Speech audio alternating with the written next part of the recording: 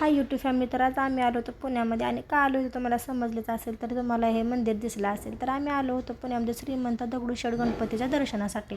तर आम्हाला पुण्यामध्ये खूप ट्रॅफिक लागला, आणि त्यामध्ये ना मंदिरासमोर तर जरा जास्त ट्रॅफिक होतं. त्यानंतर बघा तुम्ही भाविकांची गर्दी वगैरे कशी आहे. मानाचा गणपती असल्यामुळे खूप लांबून लांबून भाविक इथं दर्शनासाठी येतात. मग आम्ही दर्शन वगैरे बाहेरूनच घेतलं, आणि आम्ही गेलो शनिवार वाड्यामध्ये. शनिवार वाड्यामध्ये गेल्यानंतर आम्ही तिकीट वगैरे काढलं आणि पोहोचलं शनिवार वाड्यामध्ये. तर बघा शनिवार वाडा आतमधून कसा दिसतो, खूप छान आहे. आणि वर जाण्यासाठी उभ्या पायऱ्या होत्या. तर बघा ही पायऱ्या कशा आहेत, आणि सायला घेऊन चालणं म्हणजे खूपच कठीण आहे.